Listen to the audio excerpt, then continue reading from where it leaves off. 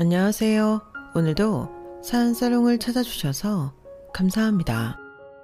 저는 결혼하고 반년도 되지 않아 이혼한 여성입니다. 이렇게 말하면 제 얼굴에 침 뱉는 것 같은데 사실 이 결혼은 하면 안 되는 거였어요. 그런데 그놈의 사랑이 뭔지 저는 남편도 결혼도 포기할 수 없었고 그 대가로 얼마 행복하지도 못하고 피 튀기는 싸움을 치른 뒤 다시 원래의 제 삶으로 돌아왔는데요. 그때 정말 많이 들었던 소리가 있었죠. 너는 매를 꼭 맞아봐야 아픈 줄 아냐고. 그런 신우가 있으면 믿고 걸러야 하는 거 모르냐고. 이런 뼈아픈 소리도 많이 들었는데 돌이켜 지난 날을 생각해보면 주변에 사는 소리가 다 맞는 것 같더라고요. 아무리 결혼이 우리가 좋아서 하는 거라지만 가족 중에 골치 아픈 사람이 있다면 하지 말았어야 하는 거였어요. 심지어 신우이랑 저는 결혼 전부터 신경전을 벌이기도 했는데요. 그때 저는 신우랑 싸워서 이길 생각을 하는 게 아니라 깔끔하게 접었어야 했었죠. 하지만 제 치기 어린 마음에 저는 제가 신우를 이기고 남편과 행복하게 살 수 있을 거라고 생각했는데 게다가 남편이 자기 누나한테 너무 꼼짝도 못하는 것 같아 그 모습이 답답해 보였거든요. 그래서 제가 사랑하는 남자를 그 못된 누나로부터 구해주고 싶었어요. 그럼 남편도 저에게 고마움을 느끼고 더 잘할 거라고 생각했는데 완전 제 착각이었죠. 지 팔자 지가 꼰다고 남편은 지 누나한테 벗어날 수 있는 인간이 아니었거든요. 그러면서 말은 나 정말 우리 누나 때문에 못 살겠어. 진짜 왜 그러냐? 진짜 꼴 보기 싫다니까? 라고 했는데요. 말만 그럴 뿐 행동은 그러지 못했어요. 그러니 그 생긴 거랑 다르게 여우 같은 누나가 늘 자기 입맛대로 동생을 구워 삶았는데 남편 벌이가 꽤 괜찮았거든요. 그래서인지 부모도 아니고 동생한테 용돈 탔으면서 동생 등에 빨대 꽂고 사는 신우이였는데 아무리 그런 유용한 동생이라도 결혼을 하면 놔줘야 하는 것을 신우이는 여전히 자기 동생을 자기 편하게 쓸 수 있는 지갑으로 생각하더라고요. 그러니 그런 모습이 제 눈에 좋아 보일 리가 없었고 저도 어디 가서 지고 사는 성격은 아닌지라 그때부터 조금씩 불꽃이 튀기 시작했는데요. 참고로 저와 남편은 동갑내기 친구였어요. 친구 사이에서 연인으로 발전해 결혼까지 한 케이스인데 저런 누나가 있는 줄은 연애하면서 처음 알았죠. 솔직히 그전에는 친구이긴 해도 남편에게 관심이 없어서 잘 몰랐거든요. 그리고 저도 남동생이 있어서 아는데 누나 눈에는 남동생이 가짜나 보이고 한심하게 보일 때가 많잖아요. 그래서 신우도 말 안 듣는 자기 동생 잡돌이 정도 하는 줄 알았는데 동생을 잡는 게 아니라 동생을 이용하는 누나라는 게 저랑 다르더라고요. 그걸 시부모님도 모르지 않았을 텐데 자기네 장녀가 답도 없고 희망도 없으니 포기하신 것 같아 보였어요. 저는 그 점도 솔직히 서운하고 원망스러웠는데 이혼한 지금도 시부모님에게 악감정은 없지만 이렇게 된 데는 시부모님도 어느 정도 책임이 있다고 생각합니다. 당신들 손으로 진작에 해결했어야 할 일을 해결하지 못해 아무 상관없는 저까지 피를 봤잖아요. 거기에 우유부단한 남편은 그러면 안 된다는 걸 알면서도 누나 말에 홀랑 넘지 말았어야 할 선까지 넘었는데 그로 인해 저는 1년도 살지 못하고 이혼해버렸죠. 아니 이건 이혼 말고는 답이 없는 일이었어요. 그리고 그냥 이혼만 하면 저도 억울해서 남은 인생 제대로 못 살 것 같아 제대로 분풀이는 하고 끝을 냈는데 지금부터 그 이야기를 들려드릴까 합니다. 혹시라도 이 사연을 그 당사자들이 듣게 된다면 너무 네 얘기니까 정신 똑바로 차리고 살라고 미리부터 얘기해주고 싶네요. 아마도 자기들 얘기인 거 알면 끝까지 듣지 않을 것 같거든요. 그럼 본격적인 이야기를 시작하겠습니다. 저랑 남편은 앞서 말한 대로 동갑 친구로 고등학교 때부터 알고 지낸 사이였어요. 뭐 그때는 얼굴만 아는 정도랄까요? 그리고 대학에 간 이후로는 자연스럽게 헤어졌고 다시 만난 건 20대 후반쯤이었는데 동창회에서 아주 오랜만에 재회라는 걸 했죠. 제가 대학을 다니다 교환학생으로 캐나다에 갔다가 한국에 돌아와 졸업 후 다시 캐나다로 넘어가서 공부를 좀 더 하고 돌아왔거든요. 그리고 곧장 외국계 대기업에 취업해 또래보다는 조금 늦게 사회생활을 시작한 편이었는데 그때 고등학교 여동창의 권유로 난생 처음 동창회라는 곳에 나가게 되었어요. 그리고 거기서 남편을 만나게 되었어요. 그러다 그날 몇 마디 나누고 그게 계기로 계속 연락을 하게 되었는데요. 당시 이름만 얘기하면 다 아는 대기업에 다니던 남편은 저에게 회사 생활에 필요한 소위 말한 꿀팁을 많이 알려줬어요. 실제로 그것들이 많이 도움이 되기도 했는데 그렇게 자주 보고 함께하는 시간이 많아지다 보니 감정이 생기더군요. 왜 아니겠어요? 다 큰 처녀 총각이 그렇게 자주 붙어 다니는데 연분이 생기는 건 당연하죠. 그리하여 저희는 누가 먼저랄 것도 없이 서로에게 동요해 연애를 시작했고 그때부터는 연인 사이로 둘만의 데이트를 즐겼는데요. 사실 제가 주변에서 성격이 드세고 세다는 소리를 많이 들어 연애가 쉽지 않았는데 남편은 달랐어요. 남편은 천성이 순하고 또 주변 사람들을 잘 챙기는 성격이라 여자친구인 저에겐 그야말로 충성 그 자체였거든요. 그러니 편한 건 두말할 것도 없고 사랑받는 기분에 제가 공주라도 된 기분으로 연애를 했죠. 그래서 연애하는 4년 동안 저희 커플은 싸운 적도 없었는데요. 물론 제가 일방적으로 남편이 마음에 안 든 적은 있었죠. 그런데 그럴 때면 짜증을 부리거나 화를 내던 다른 남자와는 다르게 알았어, 나는 그런 줄 몰랐지. 이제 알았으니까 고칠게. 그럼 되는 거지? 그러니까 자기야 확 풀어. 내가 잘못했어. 이렇게 인정도 빠르고 고치려 노력도 했는데 저는 남편의 그런 점을 정말 높게 평가하고 좋아했어요. 단순히 저한테 찍소리를 못해서 그런 게 아니라 더 어른스러워 보여 제 스스로도 지나쳤다 반성하고 자제하게 되더라고요. 그래서 저한테는 없는 아주 멋진 장점이 있는 남자구나 그렇게 생각했는데요. 사람 보는 눈은 비슷하다고 그런 장점은 저만 보는 게 아닌 것 같더군요. 제 주변에서도 야, 너 같은 애 성격 받아줄 사람은 세상 천지 석현이밖에 없어. 너 석현이한테 잘해라. 어디 가서 석현이 같은 애를 만날 거냐? 라며 말했는데 그래서 자연스럽게 저는 결혼까지 생각했어요. 그렇게 저는 우리가 미래를 함께할 사이라고 생각했고 그때가 사람들이 흔히 얘기하는 결혼 정년기 때라 주변에서 친구들이 하나둘 시집 장가를 가는 모습을 보며 저희 둘도 결혼에 대한 진지한 생각을 하게 되었는데요. 저는 일찍이 남편과 결혼을 생각하고 있었기 때문에 사실상 남편이 결혼 얘기를 꺼내길 기다렸어요. 그런데 전혀 생각지 못한 이야기를 남편이 하기 시작하더라고요. 처음 그 소리를 들었을 때는 황당하다 못해 어이가 없었는데 그 말인즉슨 이러했죠. 근데 말야, 나 지금 우리 누나랑 살고 있는 거 알지? 그래서 하는 말인데 우리 결혼하면 당분간은 우리 누나랑 같이 살아도 돼? 이런 말을 들었는데 아니 세상 천지 결혼하고 신우이랑 셋이 신혼생활을 하고 싶은 여자가 어디 있겠어요. 저는 당연히 팔짝 뜨면서 싫다고 분명히 제 의사를 말했어요. 그러자 남편은 금방 난감한 얼굴을 하더니 구차한 이런저런 이야기를 늘어놓기 시작했는데 들으면 들을수록 제 속은 답답하기만 했죠.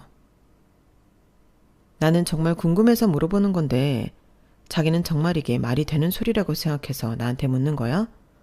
그럼 뭐하러 결혼을 해? 둘이 살고 싶어서 하는 게 결혼 아니야? 세상 천지 신우랑 같이 신혼생활하고 싶은 여자가 어딨어? 아니, 계속 셋이 살자는 게 아니고 당분간만. 우리 누나가 갈 곳이 없어서 그래. 알잖아. 우리 본가는 좀 멀고 누나는 미용일한다고 여기저기 전전하는데 지금 당장은 그런 벌이 없고 나가라고 할 수도 없어서. 누나는 죽어도 시골집에는 안 간다고 한단 말이야. 그럼 결혼은 지금 당장은 못하는 거지. 어떻게 결혼을 하면서 누나를 달고 올 생각을 해? 나는 자기랑 하루라도 빨리 결혼하고 싶으니까 하는 소리지. 집에서 엄마 아빠가 누나한테 뭐라고 하고 난리야. 나 결혼해야 하는데 회방 놓지 말고 집으로 내려오라고. 근데 누나가 꼼짝할 생각이 없거든. 오죽하면 엄마가 자기 손으로 끄집어 내린다고 했다니까? 그런데도 꼼짝도 안 해. 뭐? 이런 말 자기한테는 미안한데 자기 누나 좀 웃긴다. 전에 생활비 주고 용돈도 준다고 했지? 아니, 여동생도 아니고 누나 용돈 주는 동생이 어딨어? 그건 나 대신 집안일도 해주고 누나도 일을 하려면 돈이 있어야 하니까 말이 용돈이지. 그냥 겸사겸사. 그게 그 소리야. 그리고 아무 일도 안 해도 돈이 나오는데 힘들게 일을 하고 싶겠어? 아니 100번 양보해서 동생이 편해서 그렇다고 치자. 그래도 동생이 결혼하겠다는데 같이 살아야 한다고? 이거 자기 생각이지? 설마 누나도 그러고 싶대? 남편은 제 말에 아무 말도 하지 못했어요. 그러다 우리 누나도 3년 정도 있으면 결혼할 거야. 지금 만나는 형이 있는데 몇 달 전에 영끌에서 피트니스 센터를 차렸대. 그거 자리 잡으면 결혼할 거고. 딱 그때까지만 같이 살면 안 될까? 누나 시집가기 전까지만, 응? 라고 하는데 저는 그때도 흔들리지 않고 싫다고 딱 잘라 말했어요. 그럼 우리 결혼은 3년 있다가 자기 누나 시집간 뒤에 하자. 그럼 되는 거잖아. 나 기다릴 수 있어. 이렇게 말했는데요. 저도 속으로 내심 당장 결혼을 못한다는 생각에 기분이 나빴지만 남편도 그랬나 봐요.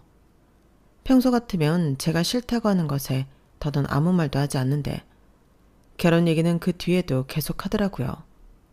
한 집에 살아도 각자 사는 거니까 상관없지 않냐? 자기 누나 성격 그렇게 나쁘지 않아서 셋이 살아도 불편하게 하지 않을 거다. 이런 식으로 결혼 문제만큼은 자기 뜻을 굽히지 않았는데 저라고 다른 친구들처럼 당장 결혼하고 싶지 않겠어요? 그래도 안 되는 건 안 되는 거라 미루자고 한 건데 며칠 뒤 뜻밖의 제안을 받았죠. 그건 바로 신우가 밥을 한번 셋이 같이 먹자고 했다는 거였는데요. 당장 결혼해라 마라 같이 살자 이런 얘기는 하지 않을 테니 미래의 가족이라고 생각하고 편하게 밥을 먹자고 했어요. 그리고 저는 그런 생각이라면 괜찮겠다 싶어 알겠다고 하고 약속 장소에 나갔죠. 솔직히 남편의 누나라는 사람이 어떻게 생긴 사람인지 궁금했거든요. 그런데 미용 쪽 일을 하는 사람이라 그런지 엄청 화려하게 꾸미고 나왔는데 말투도 그렇고 편하게 밥을 먹기는 개뿔. 제 기를 죽이겠다고 나온 거라는 걸 단번에 알 수 있었어요. 그리고 제가 또 걸려오는 싸움을 마다하지 않는 타입이라 그때부터 네가 이기냐 내가 이기냐 기싸움을 하기 시작했는데요. 상대인 신우도 제가 보통은 아니라는 걸 느낀 것 같더군요.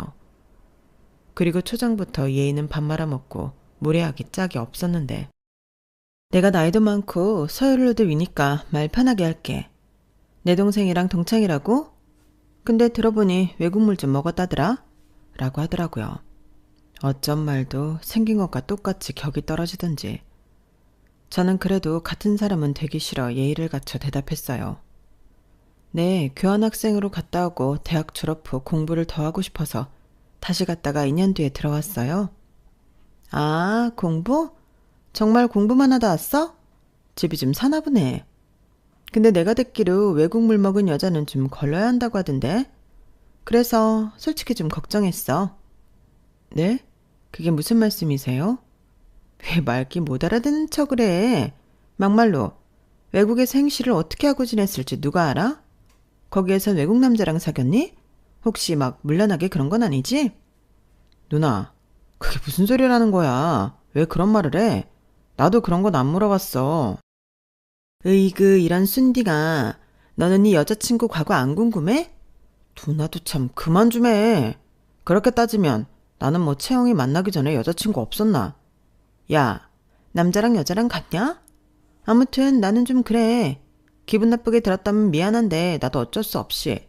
하나뿐인 동생인데 걱정 안 되겠어? 네, 기분이 좀 나쁘긴 하네요. 외국 생활 했으면 뭐 다 그러나요? 그런 생각도 저는 열등감이라고 생각해요.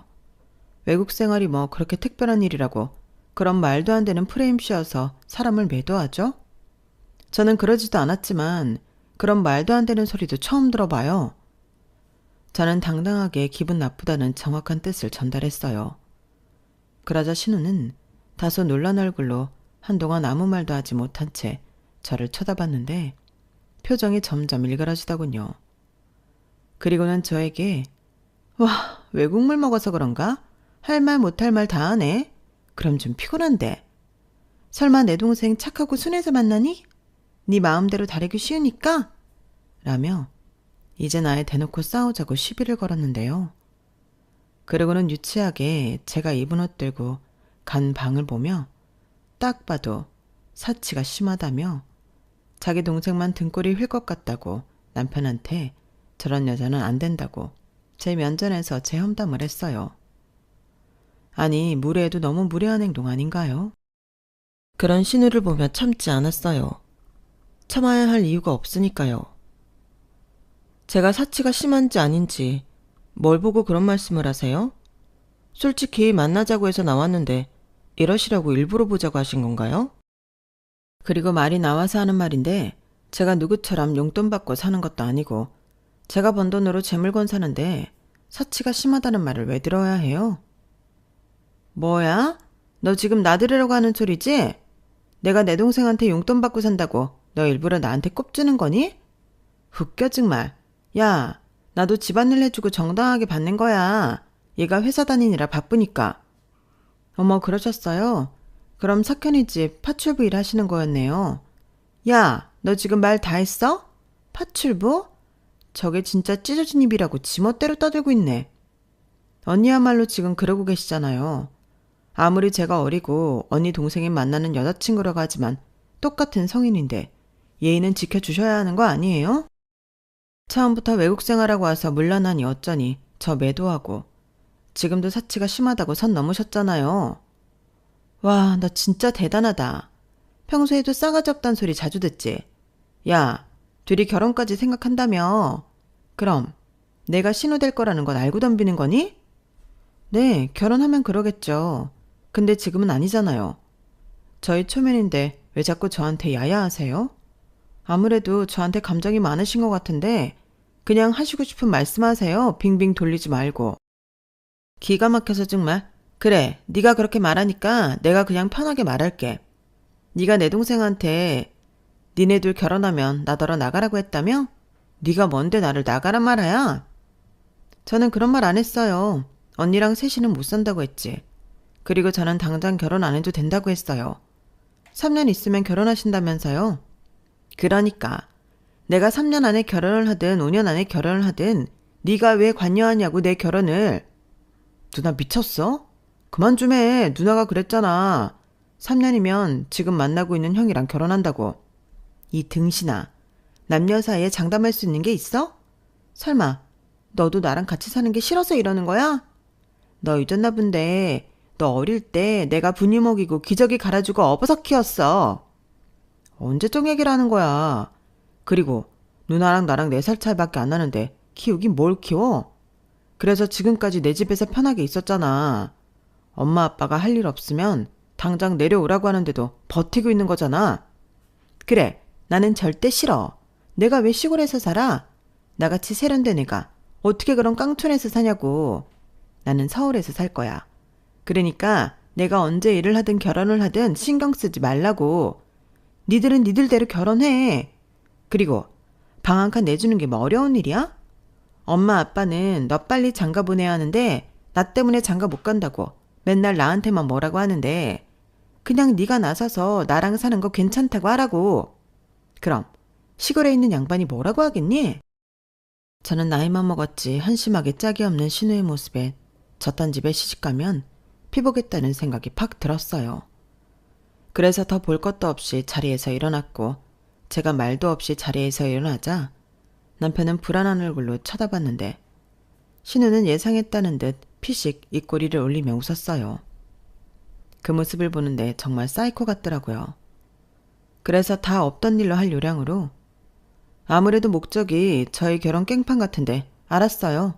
저도 언니 같은 신우 보고 싶은 마음 없으니까 평생 동생 용돈 받으면서 그렇게 구질구질하게 사세요. 저 결혼 안 할게요. 됐죠? 라고 말하고 그 자리를 빠르게 나왔는데 그러자 신우는 뭐라고 했냐고 목소리를 높였고 남편이 바로 쫓아와 저를 붙잡았어요. 저는 너무 화가 나서 남편더러 쫓아오지 말라고 소리를 버럭 질러버렸죠.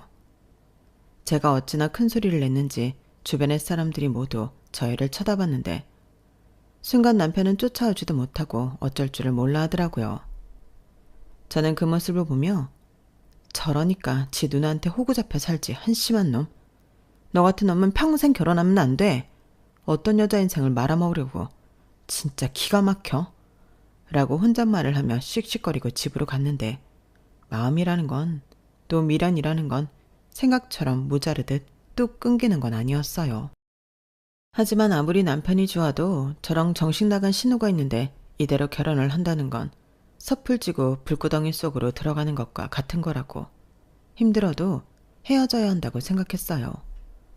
하지만 그놈의 사랑이 뭔지 남편이 매일같이 찾아와 울고불고 비는데 정말 죽겠더군요. 그러면서 남편은 자기가 무슨 수를 써서라도 누나를 다른 곳으로 보내고 제가 바라는 그런 결혼 생활을 할 수 있도록 하겠다고 하는데 고향집에서도 난리가 났대요. 신우는 자기 부모한테 제가 싸가지가 없고 외국에 나가 물란하게 놀다 온 애라며 결혼시키면 큰일 난다고 한 모양이었는데 시부모님은 네 말을 어떻게 믿냐고 괜히 가운데서 수작 부리지 말고 집으로 당장 내려오라고 했답니다.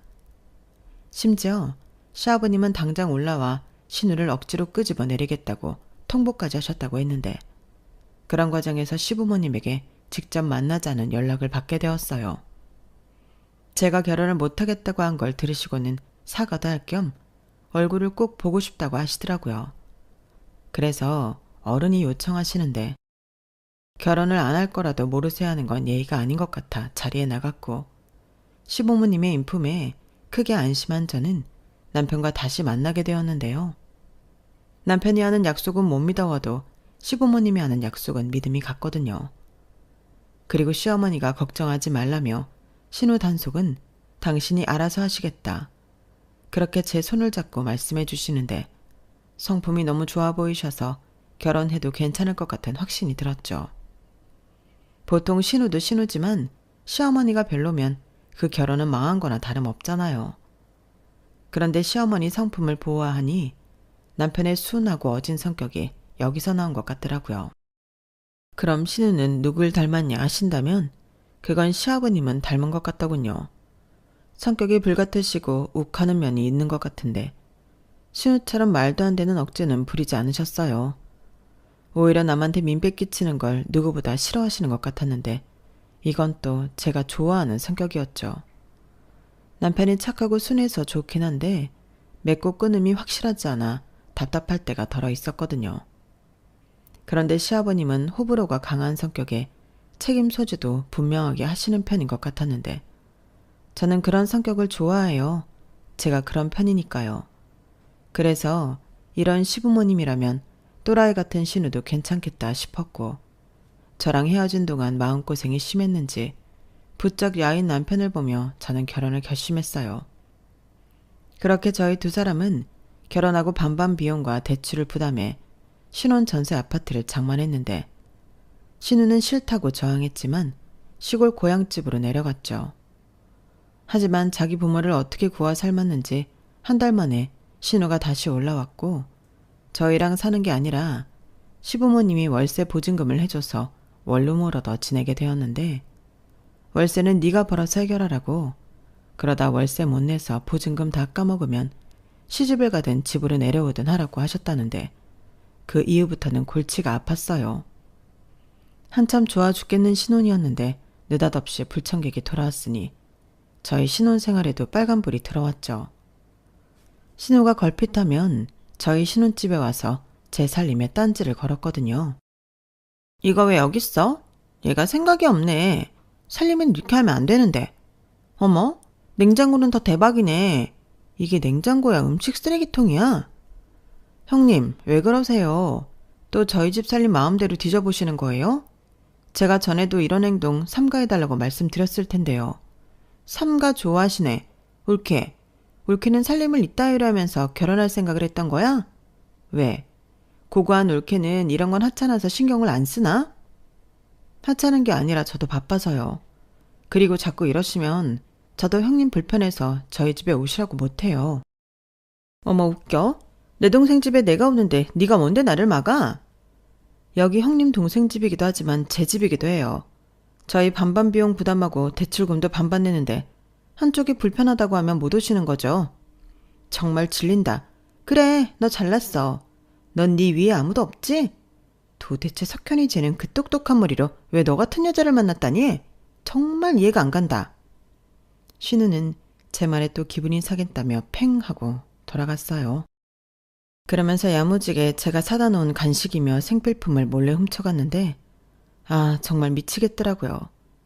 그래서 남편한테 내가 폭발하기 전에 누나 단속하라고 일러뒀는데 남편도 아씨 누나는 정말 왜 그러는 거야. 내 인생에 도움이 안 돼. 라며 자기 누나 때문에 짜증을 냈죠.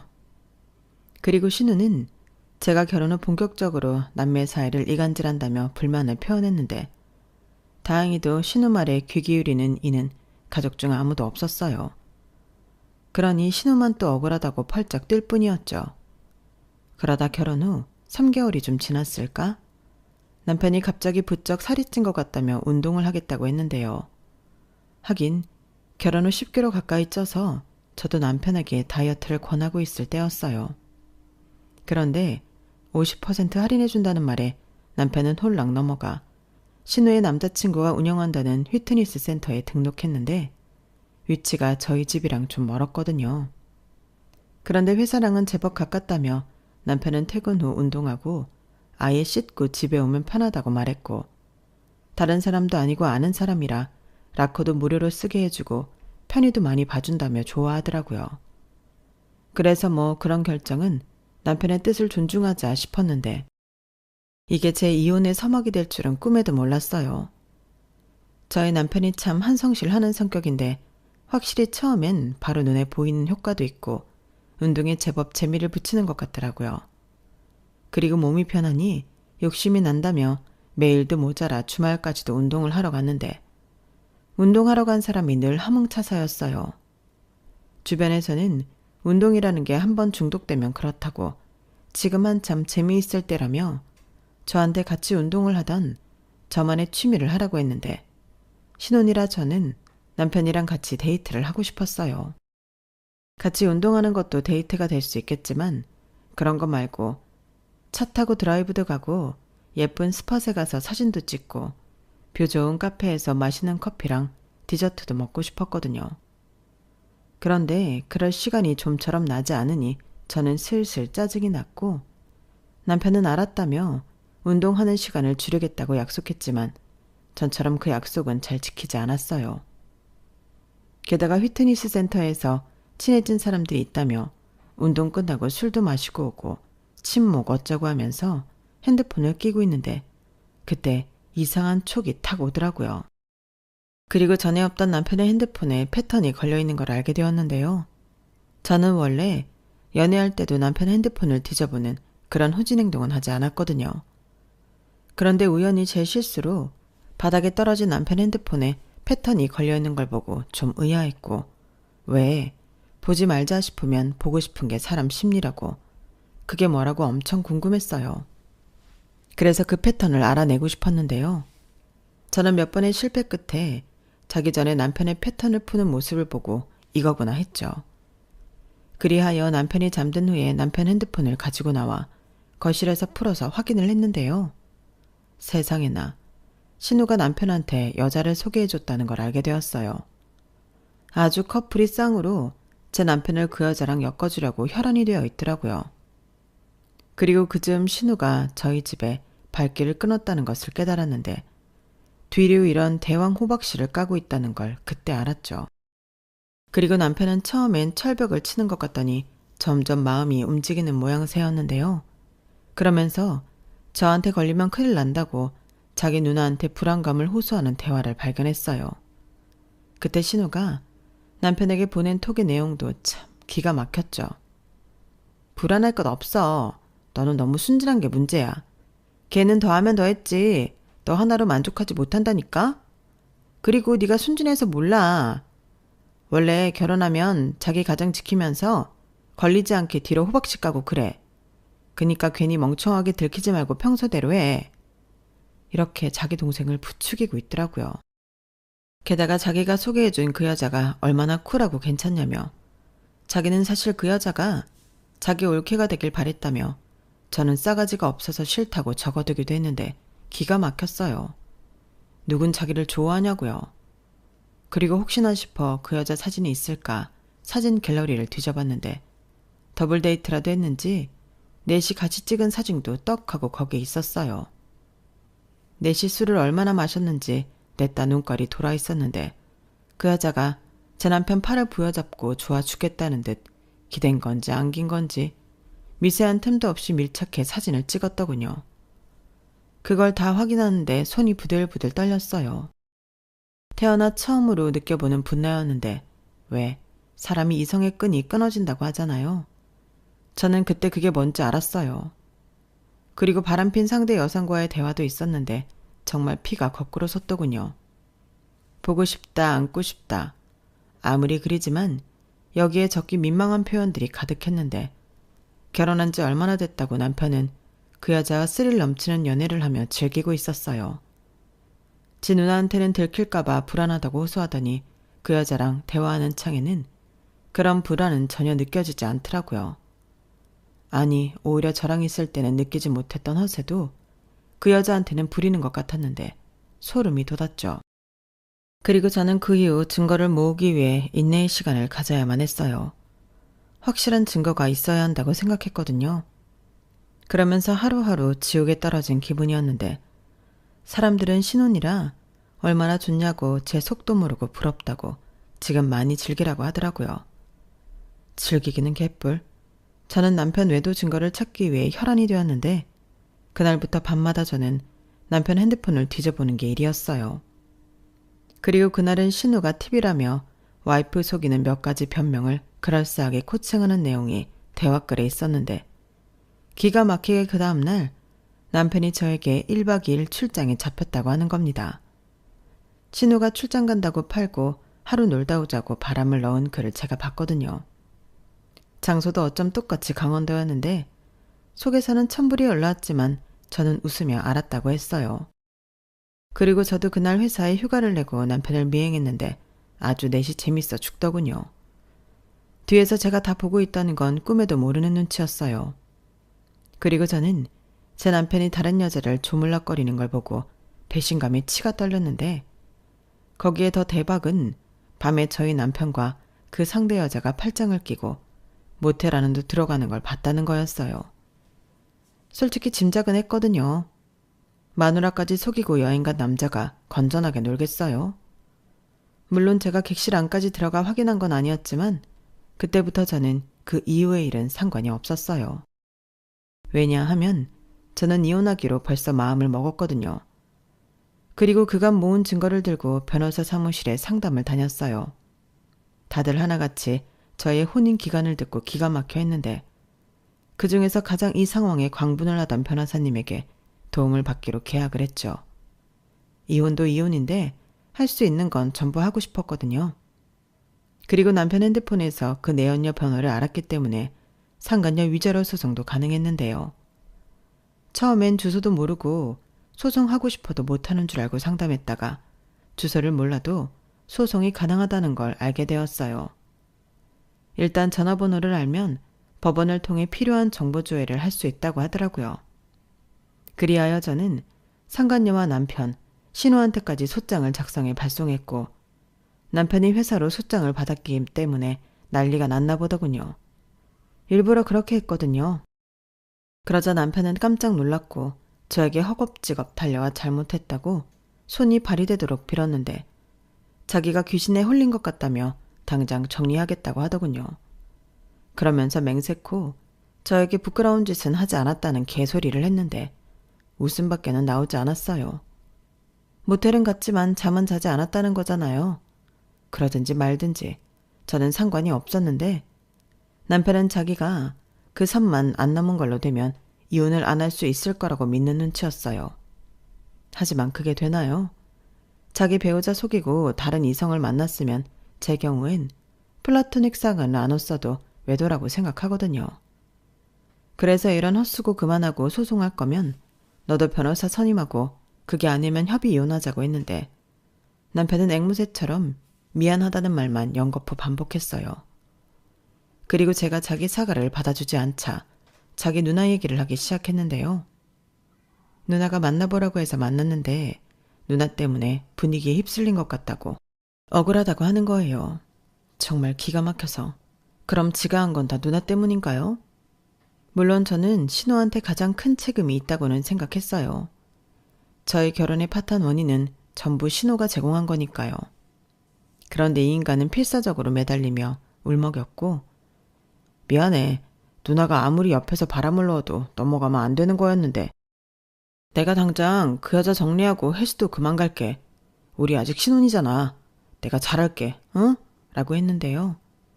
저는 우리 아직 신혼이잖아. 그 말에 뚜껑이 열렸어요. 알면서 그런 짓을 했냐고 바로 따져 물었죠.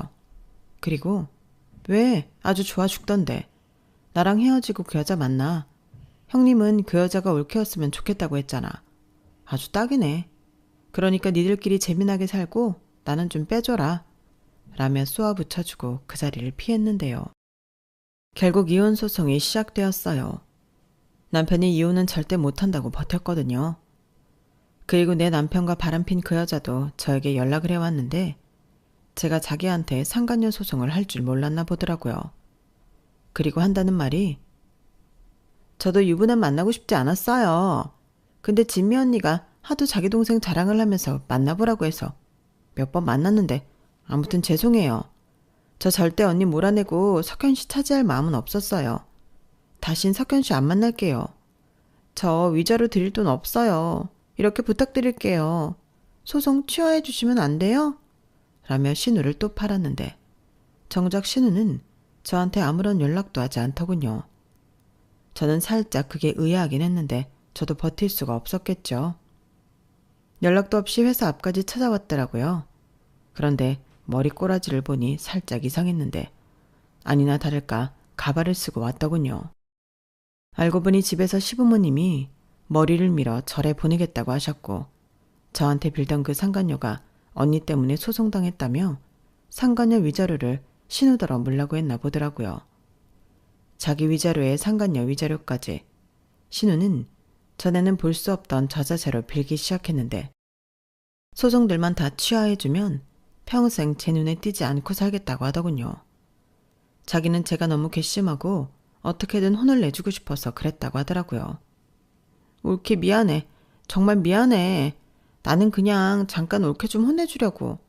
내가 설마 내 동생한테 정말로 바람 피우라고 여자를 붙였겠어? 아니야. 운동할 때 혼자 있으면 가기 싫고 꾸준히 못하니까 그냥 알고 지내라고 가볍게 소개한 거지. 고은이 걔도 내 동생이랑 정말로 어쩌고 싶은 마음 없어. 그건 내가 장담해. 그러세요? 근데 세상 어떤 여자가 그 말을 믿을까요? 그리고 설령 그게 진짜라고 해도 저는 싫어요. 제가 왜 그걸 믿고 마음을 바꿔야 해요? 저는 안 믿고요. 제가 당한 만큼 다 받고 이혼할 거예요. 옳게 제발 마음 좀 바꿔줘. 안 그럼 나 정말 죽어. 지금 석현이도 그렇고 엄마 아빠도 그렇고 고은이까지 나만 죽이겠다고 덤비는데 내가 살겠니? 옳게도 나 거진 거 알잖아. 내가 앞으로 옳게 말이면 죽는 신용이라도 할게. 그러니까 이혼하지 말고 고은이 상간녀 소송 취하해줘. 어? 제발 이렇게 사정할게. 진짜 미치겠네. 제가 싫다고 몇 번을 얘기해요. 왜 말을 못 알아듣지? 동생한테 저한테 걸리지 않도록 이리저리 코칭하더니 이렇게 될 줄은 모르셨어요? 나는 형님이 다 계획이 있는 줄 알았는데 저희 이혼시키고 다시 동생 등골 파드시려고 그런 거 아니었어요? 그래서 저는 그렇게 해드리려고 그랬죠. 근데 정말 신박하지 않아요? 제 이혼 소송 담당하는 변호사님이랑 사무장님도 그러시더라고요. 세상에 이런 막 나가는 누냐가 어딨냐고요. 그런데 제가 그걸 왜 봐줘요? 석현이 그 내언녀 형님 중에 가장 악질이고 가장 나쁜 건 형님이에요.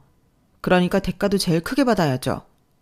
옳게 제발 그럼 나 죽어. 신우이는 아이처럼 방방 뛰며 자기 죽는다고 앓는 소리를 했어요.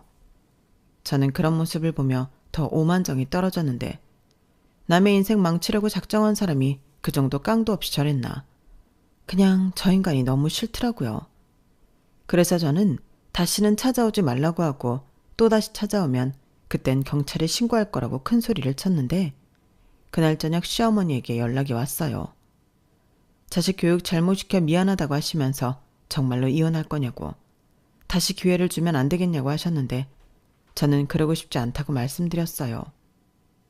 결혼한 지 얼마나 됐다고 우리 사이에 신뢰와 믿음이 있겠냐고요. 그런데 이대로 문제를 덮고 결혼 생활을 계속한다면 저는 계속 이 일을 곱씹으며 살아야 할 것 같다고 죄송하다고 말씀드렸는데요. 시어머니는 아무 말도 하지 못하셨어요. 그저 미안하다고 그 말밖에는 하지 못하시더라고요. 그리고 이혼 소송이 이루어지는 가운데 신우와 그 내연녀가 서로 얼싸안고 머리끄댕이 잡으려 개싸움을 벌였다는 말도 들었는데 콧방귀만 나오더군요. 서로 좋다고 뒤로 호박씨 깔 때는 언제고 다 큰 어른들이 뭐하는 짓인가 한심해 보였어요. 그리고 남편 역시 누나랑은 원수지간이 되어가는 듯 했는데 남편은 저에게 그 점을 계속 어필했지만 저는 상대도 하지 않았어요.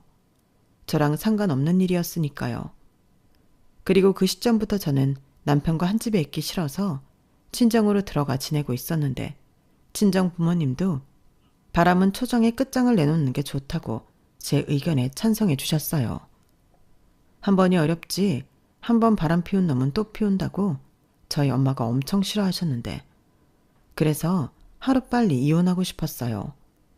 그러면서 제가 높게 평가했던 남편의 순하고 착한 성품이 저를 잡는 줏대였고 한심한 성격이라는 걸 알게 되었는데 저는 끝까지 법으로 싸워서 원하는 걸 다 얻어냈어요. 덕분에 독한 년, 피도 눈물도 없는 싸가지 없는 년, 별소리를 다 들었지만 저는 상관하지 않았네요. 그러거나 말거나 짓거리라고 내비뒀어요. 그러자 신우는 더 열받아 혼자 지랄 발광 별짓을 다 했는데 남편은 저랑 눈도 못 마주쳤죠. 지는 아직도 미련이 남았다며 언제든지 다시 돌아오라는 소름 끼치는 말을 했는데 저는 죽었다 깨어나도 그럴 일은 없을 거라고 확실하게 말해줬어요.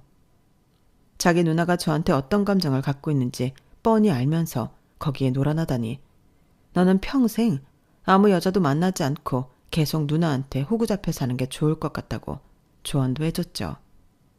그리고 저는 회사와 친구들 사이에서 결혼 반년 만에 파경을 맞은 이혼녀로 한동안 소문의 주인공이 되어야 했지만 그 덕에 주변에서 밥도 많이 사주고 술도 많이 사주고 엄청 배려해 주더라고요. 처음에는 동정받는 기분이 참 구질구질하고 별로였는데 제 잘못도 아닌데 그럴 필요가 있나 생각하니 아무렇지 않았어요. 오히려 내 주변에 이렇게 나를 생각해주는 사람이 많았나 새롭게 알게 된 것도 있었는데 그 이후로는 다시 제 생활로 돌아와 열심히 살고 있습니다. 요즘은 퇴근 후 건강과 정신 수양을 위해 요가도 배우고 있는데 그 때문인가? 요즘 예뻐졌다는 말을 부쩍 자주 듣고 있어요. 예쁘다고 하는데 싫어할 여자는 없잖아요.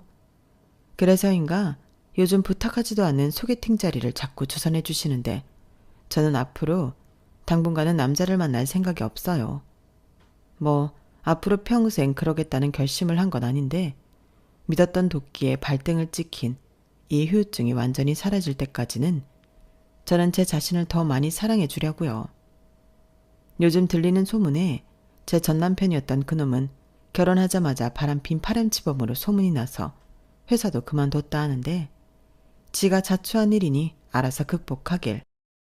그리고 그 사이코 같은 신우는 부디 자기보다 더 고약한 상대 만나서 천배 만배 아니 만만배 더 고생하며 살았으면 좋겠네요. 이상 제 아주 짧았던 유쾌하지 못한 결혼과 이혼 사연이었어요. 그리고 이 일을 겪으면서 저 역시도 좀 더 내면적으로 성장해야겠다는 필요성을 느꼈는데요. 비록 이혼 경력은 생겨버렸지만 제가 남은 인생 멋들어지게 살 수 있도록 여러분들이 응원해 주시면 감사하겠습니다. 그럼 지금까지 제 이야기 함께 해주셔서 감사한 마음 전해드리고요. 늘 건강하시고 행복하세요. 감사합니다. 여러분, 사연 댓글에 응원과 현명한 조언 부탁드려요. 좋아요와 구독은 저에게 큰 힘이 됩니다. 오늘도 좋은 일 가득하세요.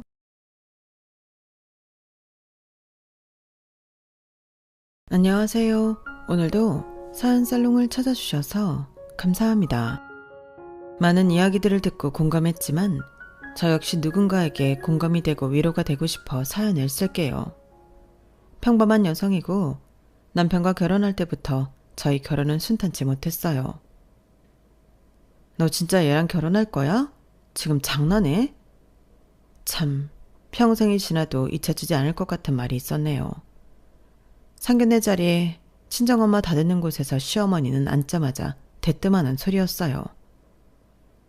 상견례 자리를 잡아도 꼭 이런 데를 잡니? 나 비염 심해서 이런 작은 데는 불편한데. 남편은 그런 시어머니 행동에 정말 가시방석 같은 얼굴을 하더군요. 엄마, 집에서 다 얘기 끝내놓고 왜 이제 와서 이러세요? 갑자기 이러시니까 다 마음이 불편해졌잖아요. 내가 그런 거 신경 쓰면서 말도 못해? 내가 뭐가 모자라서 이런 말도 못해? 엄마의 표정은 안 좋아졌고 저 역시 속으로 이건 아니다 싶은 상견례였어요. 우리 집안은 들어서 아시다시피 외삼촌도 교수, 그리고 사촌들도 대부분 공무원이에요.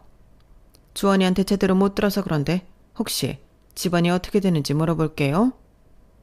뻔히 제 사정을 아시면서 일부러 친정엄마에게 공격하듯 물어보는 시어머니가 참 얄밉더라고요. 친정엄마는 굉장히 난처해하셨고 혹시라도 제 결혼에 방해가 될까봐 말을 많이 아끼셨어요. 그런 걸 보고 있자니 복장이 터졌죠.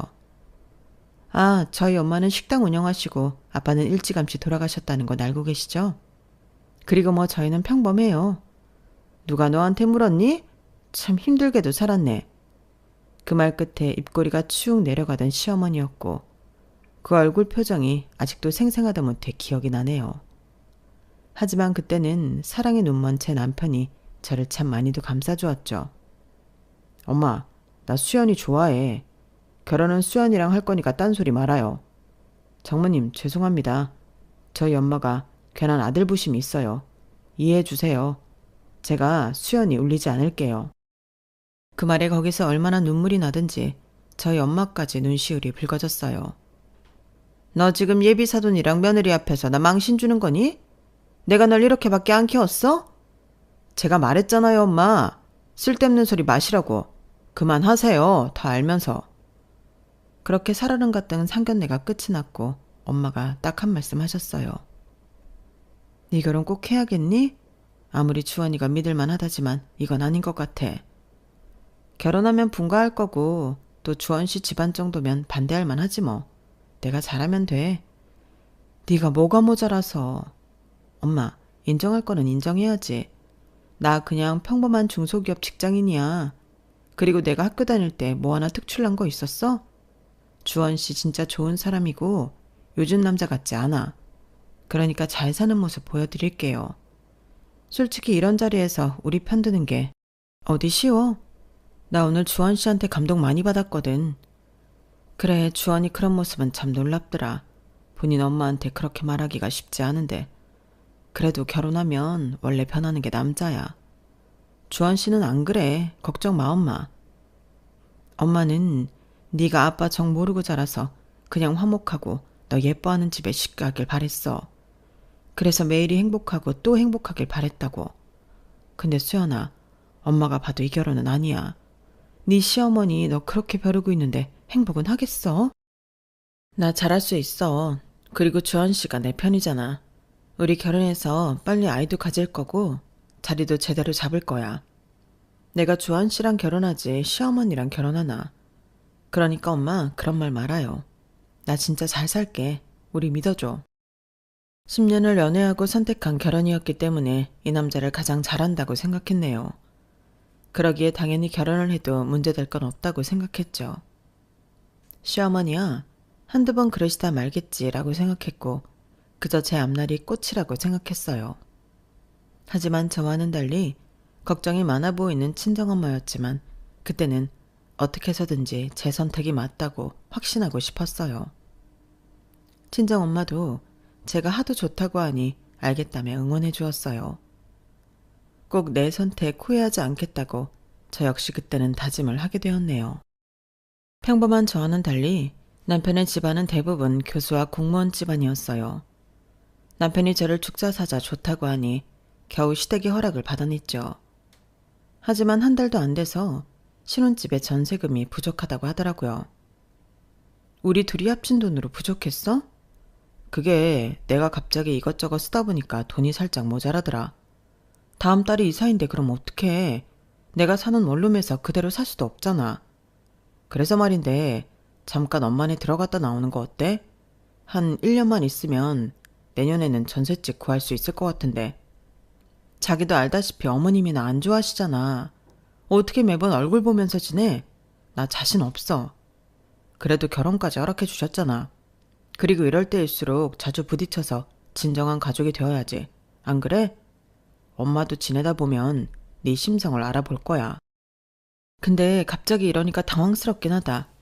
돈이 모아질 때까지 그냥 여기서 지내는 건 어때? 집주인한테 얘기하면 조금 연장해 주실 수도 있을 텐데. 어떻게 원룸에서 살아? 우리 이사할 때까지만 여기 있기로 한 건데. 우리 엄마 그렇게 무서운 분 아니셔. 나 진짜 걱정돼. 지금까지 나한테 단 한 번도 웃어준 적 없으신데 내가 잘 버틸 수 있을까? 엄마가 말을 안 해서 그렇지 막상 네가 살갑게 굴면 마음 금방 여실 뿐이야. 엄마가 생각보다 마음이 어리시거든. 갑작스레 저희가 들어갈 집에 전세금이 부족해서 시댁에 들어가자고 하는 남편이 당황스러웠지만 그때는 따지거나 하지도 않았네요. 그저 좋은 게 좋은 거라고만 생각을 했었고 절 많이 아껴주는 사람이니 나 고생은 안 시키겠지 했어요. 뭐? 주원씨 웃긴다. 솔직히 그런 건 본인이 미리 알았겠지. 너한테 아무렇지 않게 분가할 거라고 해놓고 이제 와서 시댁에 들어가자고 하면 누가 좋아해? 아, 괜찮아. 뭐 어머님 이렇게 겪어보는 거지 뭐. 사실 어머님이랑 친해질 기회가 없었잖아. 결혼식에서 주원씨 어머님 보니까 보통이 아니던데 너 버틸 수 있겠어? 오직하면 고부 갈등으로 이혼을 하겠니? 주원씨가 아마 가운데서 잘할 거야. 상견례 날에도 나를 얼마나 감싸주는지 엄청 감동했다고 들었지? 그건 결혼 전이니까 그렇지. 이제 결혼까지 한 마당에 주원씨가 그런 거 신경 안 쓰면 어쩌려고 그래? 아니야, 우리 주원씨는 내가 잘 알아. 10년을 만났는데 아마 가운데서 굉장히 잘할 거야. 걱정은 고맙다야. 결혼 전 시어머니가 대단하게 반대했다는 걸 친구들도 알았기 때문에 제가 시댁에 들어가게 되었다고 하자 다들 걱정을 하였어요. 그때는 친구들의 걱정이 왜 이렇게 듣기도 싫은지 그냥 제가 하고 싶은 것만 생각했던 것 같네요. 엄마가 그래도 우리 신혼방도 잘 꾸며주셨어.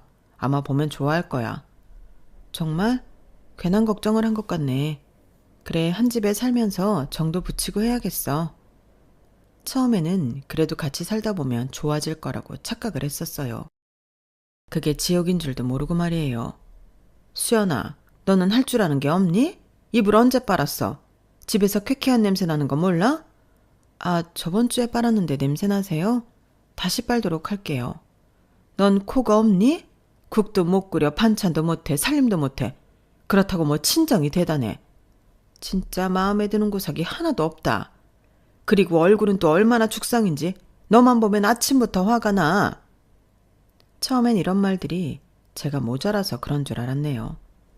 노력하면 인정받을 줄 알았고요. 근데 아무리 해도 칭찬은커녕 매일 구박에 잔소리에 설거지하다가 눈물을 하루에도 몇 번씩 훔친 적도 있었어요. 너 주원이 사업할 때 1원 한 장 보태봤니? 원래 남자가 사업하면 처가에서 미천도 대주고 그러는 거더라. 근데 니네 뭐야? 시집 올 때도 혼수라고 꼴랑 냉장고에 세탁기, TV? 참나. 나 모피 하나 못 받았다고 동생들한테 이해하니까 당장 이혼시키라더라. 나니까 너 봐주고 사는 줄 알아. 요즘 이런 시어머니가 어딨니? 어머님, 제가 뭘 그렇게 잘못했어요? 갑자기 뭐 따지는 거냐? 어머니 눈엔 제가 그렇게 안 익었고 모자란 사람인가요? 아니 그럼 네가 이쁜 애는 아니잖아. 저는요, 어머님께 한 번도 무례하게 군 적 없습니다. 근데 왜 이렇게 저한테 무례하게 구시는지 모르겠네요. 순간 시어머니는 아무 말도 못하셨어요. 저 가난한 집 딸 맞아요. 그런데 저는 다른 사람 무시는 안 해요. 어머님이 저한테 하신 말들 정말 다 비수가 되어 돌아와요. 내가 그럼 잘난 우리 아들을 도둑 맞았는데 이런 소리도 못해? 솔직히 말해서 니네 엄마 분식집 하는데 뭐 얼마 벌어? 우리 아들 사업 자금이나 대줄 수 있어? 막말로 내가 교수는 아니지만 솔직히 우리 집안 봐라. 너희랑 비교가 돼? 어머님, 누가 보면 어머님이 교수인 줄 알겠어요. 그리고 교수라고 해도 그렇죠. 사람한테 이렇게 인격적으로 모욕을 주는 게 맞는 건가요? 저 한두 번은 참았지만 더 이상은 어머님이 하시는 말씀 일일이 다 못 참겠어서 드리는 말씀입니다. 시어머니가 코웃음치며 말씀하셨어요. 나한테 대드니 지금? 저 사람 대 사람으로 얘기하는 거예요. 너 우리 집에서 나가. 어머님은 저를 그 자리에서 바로 쫓아내셨고 남편이 퇴근하고 와서야 집에 들어갈 수 있었어요. 다시는 이 집안에 발들이면 알아서 해. 아주 지엄마한테 배운 게 이런 거밖에 없지. 어른이 말하는데 따박따박 뭐가 그렇게 잘났다고 대들어? 하여튼 애초에 결혼도 못하게 했어야 했는데 내가 미쳤다고 저런 애를 며느리로 받아들였어. 시어머니 막말이 대문 밖까지 들렸어요. 참다 참은 말들이 저 역시 터지게 되었는데 이 말을 했다고 대놓고 쫓아내는 시어머니를 정말 감당하기 어려웠네요. 하지만 남편을 그때는 너무도 사랑했고 제 결혼에 후회를 하고 싶지 않았기 때문에 그때는 어떻게든 버텼던 것 같아요. 안 들어간다니까. 너까지 왜 이래. 엄마 그냥 하시는 말씀인데 한 귀로 듣고 한 귀로 흘리면 안 돼? 나 이제 사업 시작이라 진짜 바쁘단 말이야. 내가 이런 일까지 신경 써야 해? 딱 1년이라고 했잖아. 그 1년을 못 참아서 이런 분란을 만들어야 되겠냐고. 당신 누구 편 드는 거야? 그럼 내가 어머님한테 맨날 죄송합니다라고 하라는 거야? 그럼 모욕 들으면서? 그게 아니라 그러려니 해달라는 거지. 사실 엄마도 너한테 기대하는 게 많았는데. 기대가 뭔데? 종처럼 일하고 무조건 죄송하다고 하는 거? 엄마는 원래가 보수적이고 옛날 사람이야. 이해해주라 제발. 너무 화가 나고 이해가지 않았지만 어머님이 절 반대했을 때 남편이 앞장서서 저를 보호해준 것들이 생각나더라고요. 그래, 이 사람도 지금 참 힘들겠구나 싶었어요. 내가 이 남자에 대해 모든 걸 다 안다고 생각했고 당연히 내가 선택한 사람이니 나에게 실망을 절대 주지 않을 것 같은 믿음도 있었어요. 이런 상황에서 저를 나무라는 말을 했음에도 불구하고 그때는 내가 남편을 너무 신경 쓰게 했나 싶은 게 오히려 미안한 마음이 들었죠. 미안해, 당신 신경 쓰이게 해서. 제발 부탁할게. 엄마 예민한 거 나도 아는데 그래도 네가 잘 맞춰드리면 엄마 금방 넘어오실 뿐이야. 내가 우리 엄마를 모르겠어? 이런저런 일로 괜히 신경 쓰고 싶지 않아. 나 지금이 제일 중요한 때야. 네가 참으면 돼. 알겠지? 우리 얼굴 붉히지 말자. 저만 참으면 된다는 말이 남편 입에서 나왔을 땐 사실 눈물이 날 것 같았어요. 저를 그렇게 지켜준다고 하던 남편은 결혼 후 안면 물수, 사람이 완전 바뀌어버렸거든요. 정말 나 혼자만 참으면 되나 싶은 마음으로 눈물을 삼켰고 집으로 들어가게 되었어요. 너 내가 들어오지도 말랬지? 아니 주원아, 나 쟤랑 진짜 못 살겠다. 그래도 좋은 마음으로 니네 방도 꾸며주고 했는데 도저히 우리 집안이랑은 급이 안 맞아서 내가 살 수가 없어. 아들, 내가 이래도 쟤랑 같이 마주보고 살아야겠니? 엄마도 그만하세요. 이 사람 반성 많이 하고 있어요. 그치 수연아? 죄송해요 어머님. 죄송한 건 알긴 하니? 너 내가 그나마 주원이가 이 정도로 나오니까 우리 아들 힘들게 하고 싶지 않아서 받아주는 거야? 알겠어? 솔직히 급 차이가 나니까 내가 얘기한 거지. 달리 얘기해? 그리고 네가 아무리 일을 한다고 하더라도 시집을 왔으면 집안 살림에 더 신경을 써야 할 것 아니야. 그러지도 않을 거면 결혼은 왜 했니? 내가 너까지 모시고 살아야 돼? 내일부터는 아침 일찍 일어나서 밥 한 차놓고 출근해라. 알겠지? 뭐해, 엄마가 말씀하시잖아. 엄마, 이제 수연이가 잘할 거니까 그만하세요. 수연이도 똑똑해서 다 알아들었을 거예요. 똑똑 같은 소리 하고 있다. 너 뭐해? 벙어리야? 얼른 대답하라니까. 차마 알겠다는 말이 목구멍에서 나오지도 않았어요. 그날 정말 제 인생에서 가장 큰 자존심이 짓밟히는 날이 되었던 거죠. 됐어요. 수연이도 지금 너무 힘들어서 대답 못하는 거니까 엄마도 그만하세요. 수연아, 내일 알림 맞춰놓고 일어나서 밥해. 그리고 엄마한테 그렇게 대들지 말고. 엄마 됐죠? 그래, 우리 아들 덕분에 내가 산다. 아주 여자 하나 잘못 들어와서 내가 이 고생이라니까. 우리 아들한테 못난 모습 보여서 미안해. 우리 아들 저녁은 먹었니? 얼른 힘드니까 들어와서 저녁 먹어. 얘 뭐 하고 있니? 얼른 국간 치지 않고. 남편과 시어머니 행동에 정말 기가 찼지만 마지막이다 생각을 했어요. 이런 일도 있었으니 얼마나 더 최악이 있을까 싶어 조금만 참아보자 했네요. 시집살이는 힘들고 고됐지만 그래도 그 틈에 아이 준비도 열심히 하였어요. 아이라도 있으면 남편과 예전처럼 잘 지낼 수 있을 것 같았고 시어머니도 점차 누그러들 것 같았거든요.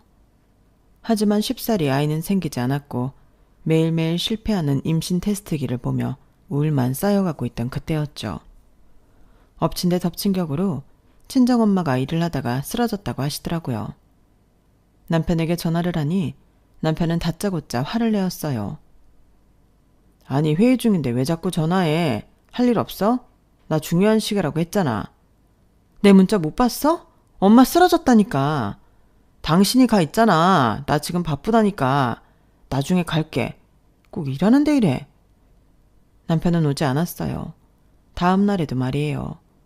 옷을 갈아입으려 집에 들렀을 때 시어머니는 저를 보고 한 소리 하셨죠. 내 힘들게 왔다 갔다 하라고 하지 마라. 네 집 일은 네가 알아서 해야지. 무슨 말씀이세요? 말 그대로야. 니네 엄마 쓰러진 것 때문에 주원이 오라가라 하지 말란 말이야. 가뜩이나 회사 때문에 힘들 텐데 그런 일까지 신경 써야 되겠어? 어머님 쓰러지셨다고 하면 제가 똑같이 해볼게요, 그럼. 더 이상 참고만 있을 수만 없었어요. 엄마가 쓰러지셨다고 하니 바보같이 남편과 시어머니에게 저 역시 참고 있던 분노가 피어오르게 되었거든요. 하지만 시어머니는 이런 저를 가만두실 분이 아니었고 더 큰 막말로 되받아치셨어요. 이게 저번부터 뭘 잘못 먹었나? 우리 집안이 어떤 집안인데 너 같은 게 기어올라. 너 진짜 막 나가는 거니? 처음엔 어머님 참 무섭고 그랬는데 이젠 오히려 안 무서워요. 사람이 어쩜 이렇게 배운 게 없어서 말을 막 하시는지 싶다니까요. 저 건들지 마세요. 저 어머님 말씀 모두 다 이해하고 받아들이는 게 아니라 그냥 참고 있는 거니까 언제 터질지 몰라요. 저도 막말 못해서 안 하는 거 아니고 하고 싶은 말 많거든요. 그러니까 어머님도 막말 듣기 싫으시면 제발 막말 좀 그만하세요. 저 역시 쓰러진 친정엄마를 앞에 두고 저렇게 말씀하시는 시어머니를 보니 막말이 먼저 나갔어요. 막말이라니 참 기도 안 찬다. 그리고 너 네 엄마 병원비는 어떡할 거야? 어머님, 저 지금 그런 얘기 듣기 싫어요. 남들은 시댁에서 친정엄마 쓰러졌다고 하면 같이 가보자고 하면서 며느리 걱정부터 해주시는데 어머님은 지금 돈 얘기부터 하시는 거예요? 제가 어머님한테 설마 병원비 달라고 할까봐 그러세요? 당연하지. 네가 벌면 얼마나 번다고 네 엄마 병원비까지 생각하냔 말이야. 그 돈 어머님 주머니에서 나갈 일 없으니까 그만하세요. 네 엄마 보험은 제대로 있는 거야? 아니 네 엄마는 결혼할 때부터 너한테 뭐 보탬 하나 주지도 않더니 결국엔 이렇게 짐이 되는 거야? 정말 한심하다. 어머님, 짐이라뇨. 말씀 좀 가려하세요. 병원비가 얼만데? 너 여윳돈 있는 거지? 우리 주원이한테 내라 마라 하지 마. 끝까지 서러움을 주는 시어머니 때문에 이성을 잃을 뻔했어요. 저한테 엄마가 전부예요. 아무리 화가 나도 저희 엄마가 어른한테는 그러는 거 아니라고 해서 지금까지 참은 거라고요. 시어머니는 제 말이 끝나자마자 비웃으시더라고요. 참긴 네가 뭘 참았다는 거니? 너 나한테 대들고 그랬잖아. 배경도 거지 같은 네가 나한테 대들다니 참 나도 성격 많이 죽었어. 알겠니? 어머님, 제발 그만 좀 하세요. 아직 시작도 안 했다. 뭘 그만하라는 거야. 지금 어머님이 자꾸 이러시면 진짜 모르겠네요. 저도 너무 힘들어요. 시어머니는 더는 말씀을 안 하셨지만 저를 위아래로 훑어보시고는 한숨을 푹 내쉬고 방으로 들어가셨어요. 눈물도 안 나고 그냥 멍하기만 하더라고요. 1년도 못 채운 시집살이었지만 정말 숨이 막히는 나날들이었어요.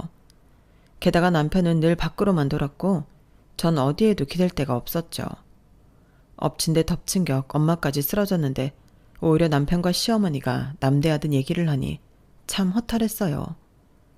하지만 저밖에 없는 엄마이기에 전 힘을 내야 했죠. 병원으로 돌아가자 남편이 시어머니한테 한 소리 들었는지 병원으로 오더라고요. 얼굴 보기 힘드네. 이제 왔구나. 잠깐 시간 내서 온 거야. 수연아, 엄마랑 또 싸웠어? 엄마 전화 와서 엄청 뭐라고 하시더라. 내가 조금만 참아달라고 했잖아. 참으라고? 언제까지? 나 일도 그렇고 너랑 엄마 문제로 진짜 가운데서 힘들다고 말했잖아. 힘들어서 엄마 병원에 이제서야 온 거야? 아니, 그거는 내가 진짜 정신이 없어서. 나 혼자 계속 병원 왔다 갔다 하고 간병하고 그럴 동안 당신 나한테 말 한마디라도 따뜻하게 해줘봤어? 왜 매번 내가 양보해야 돼? 결혼할 때 어머님이 반대할 때도 당신이 막아서면서 나 이렇게 사랑해주니까 참았어. 시집살이? 처음에 다 이해했고 근데 이제는 진짜 못하겠다. 내가 왜 어머님한테 그런 막말을 들으면서 살아야 하는지 모르겠다고. 무슨 말이야? 우리 이혼하자. 너 지금 어머님이 아프셔서 정신이 오락가락 하나 본데 이거 너무 감정적이야. 그래, 감정적이지. 근데 이런 상황에서 위로 한번 못 받고 내가 왜 살아야 하냐? 이혼해. 제가 이혼하자는 말에 남편은 많이 놀란 듯 했어요. 사실 연애도 오래 했고 서로에 대해 정말 잘 안다고 생각했기 때문에 이혼하자는 말이 남편에겐 충격과도 같았죠. 그렇지만 저 역시 모욕을 버티며 살 수는 없더라고요. 나도 노력했어. 근데 이혼이라니. 그래, 당신도 노력했겠지. 말로만. 수연아, 일단 진정 좀 해. 나는 너한테 행동으로 노력해주길 원했나 봐. 이혼해. 마음이 바뀌지 않아. 제가 이혼 선언할 때 뒤에서 구두소리가 들렸고 시어머니가 뒤따라오셨더라고요.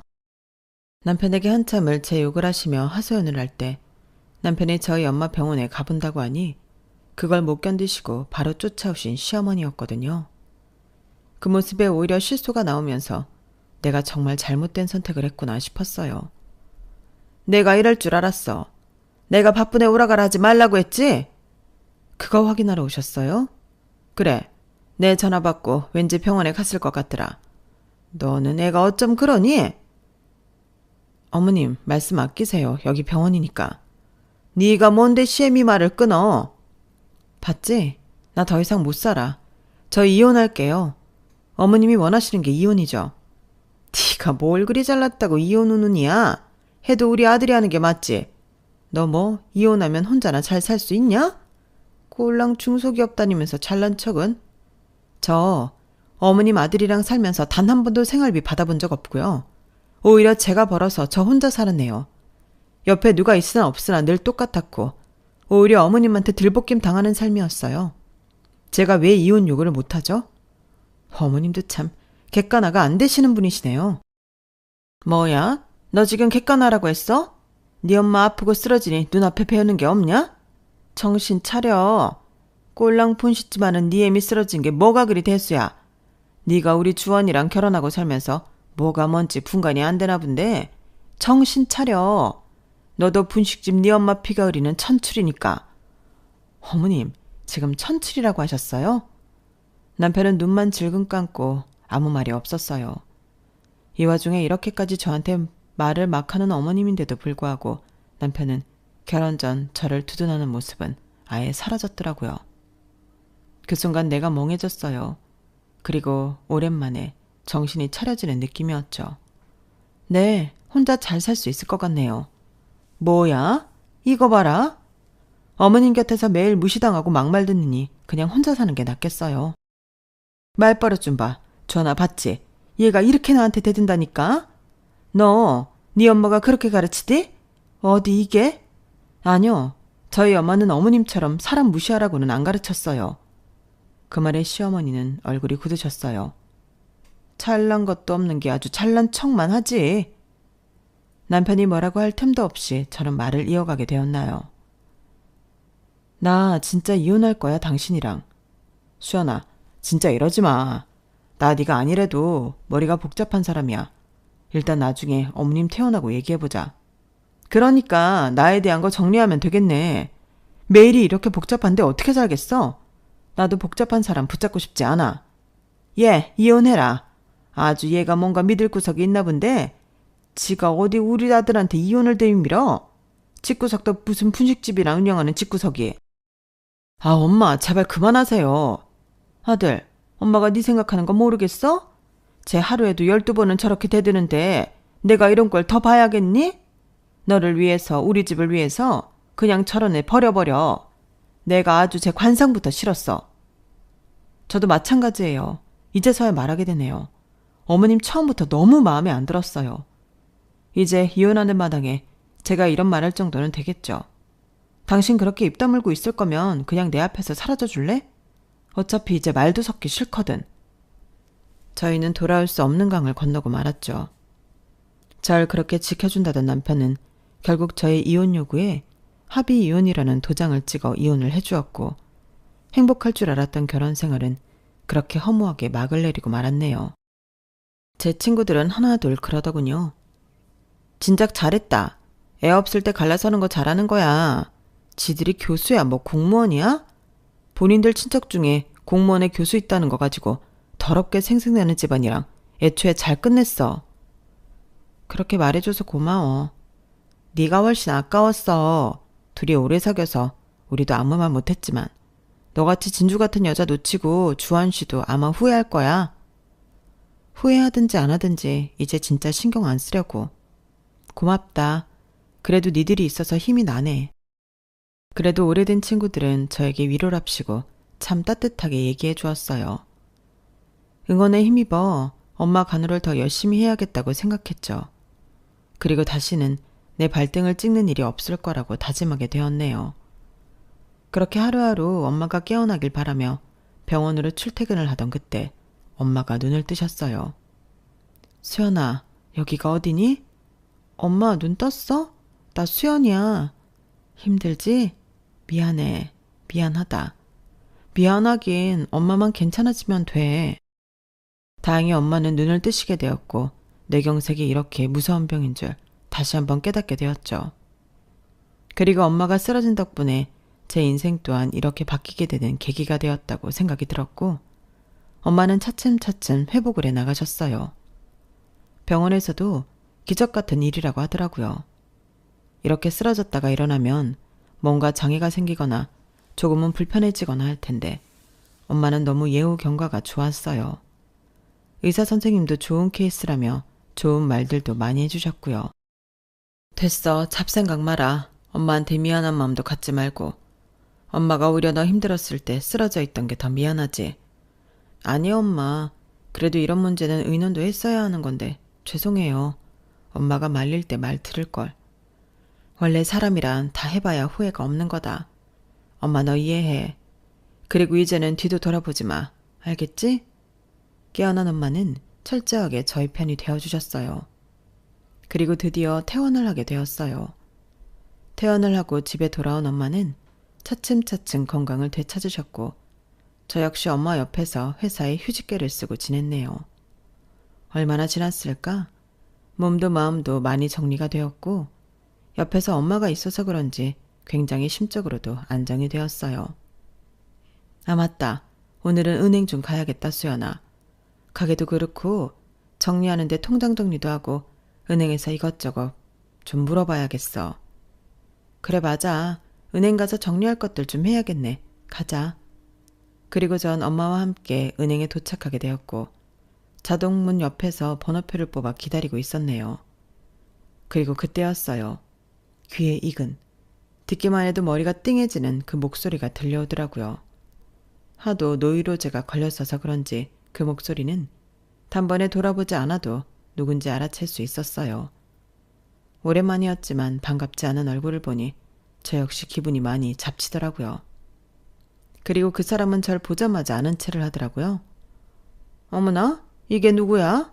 하필 여기서 만난다니? 사돈, 돈 없어서 대출 받으러 오셨나 봐? 고개를 돌리자 전 시어머니가 저를 쳐다보며 말을 걸고 있었어요. 사돈, 아니다. 이제 전사돈이라고 해야 하나? 애들 소식은 들었죠? 그래도 이렇게 나오신 거 보니까 몸은 좀 괜찮아지셨나 보네요. 아니 근데 병원비는 어떻게 냈어요? 우리 주원이한테 들으니까 병원비가 어마어마하다고 하던데 진작 이혼하길 잘했지 뭐. 내가 그 병원비 듣고 기함할 뻔했다니까요. 이혼 안 했으면 우리 아들한테 내달라고 할 거 아니야. 착각이 심하시네요. 딱 봐도 은행에 왜 왔는지 알겠네요. 여기 상담 잘 해줘요. 뭐 대출 소개라도 해줘요? 너무 어이가 없어 저와 엄마는 전 시어머니가 나불거리는 소리를 쳐다만 보고 있었는데 바로 그때 저를 부르더라고요. 수영 고객님. 은행 안쪽에서 지나가던 지점장이 90도 인사하며 저희를 부르더라고요. 이쪽 안쪽으로 모실게요. VVIP 전용 상담실 준비해놨습니다. 이리 오세요. 아, 네. 그러자 뒤에서 시어머니가 소리치더라고요. 잠깐만요. 거긴 일반 고객이 못 들어가는 곳 아닙니까? 죄송합니다. 이 공간은 VVIP 전용 공간이에요. 초고액거래 고객대상 공간이라서요. 뭐라고요? 초고액거래 대상자? 저는 지점장의 안내를 따라 안쪽으로 걸어가며 엄마 손을 꼭 잡았어요. 그리고 문 앞에서 고개를 돌려 시어머니를 쳐다봤네요. 어머님, 아니 아줌마, 대출은 그쪽에 알아보셔야죠. 저도 듣는 귀가 있어요.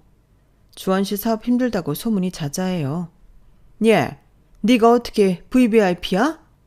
전 시어머니의 말을 가볍게 무시한 뒤 지나쳤어요. 이체 금액이 3억이 넘으셔서 보안 단계 올라갑니다. 바로 도와드릴게요. 직원의 말에 시어머니는 정말 벙찐 표정을 짓더라고요. 엄마, 속이 시원하지 않아? 그렇지. 우리 딸 당한 것만 생각하면 저 여자 반쯤 머리털 다 뽑아놔도 시원치 않아. 엄마도 그런 말을 할 줄 아네. 저흰 그렇게 집에 도착했고 그날 저녁부터 전 남편과 전 시어머니가 번갈아가며 카톡 폭탄을 날리더라고요. VVIP라니 설명 좀 해봐. 가뿐히 무시하였는데 그 위에 남편 카톡이 왔죠.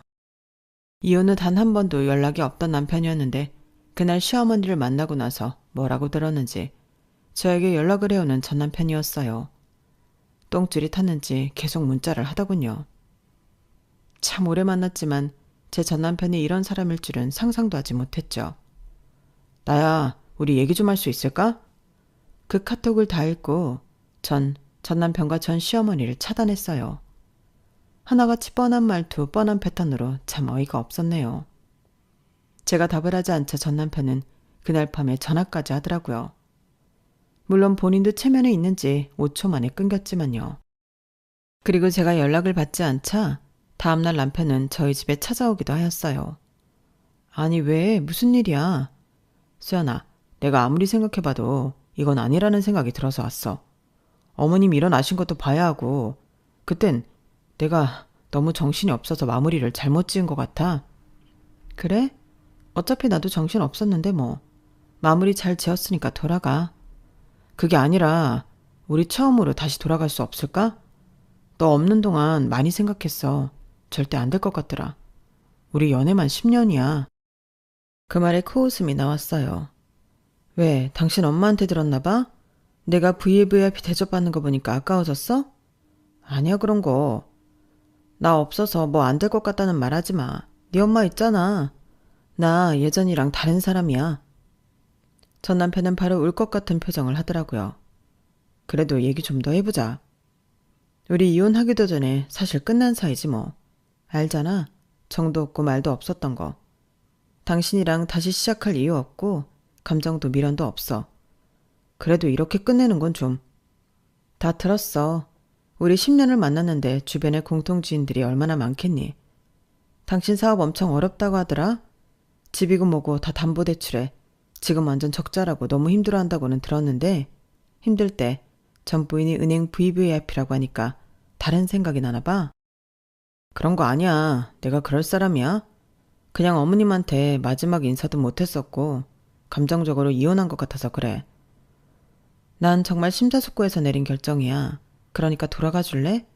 어차피 당신이 이렇게 나와서 나한테 그 어떤 말을 한다고 해도 난 돌아가지 않을 거거든. 가난한 분식집 딸이 어떻게 이렇게 될 수 있었냐면요.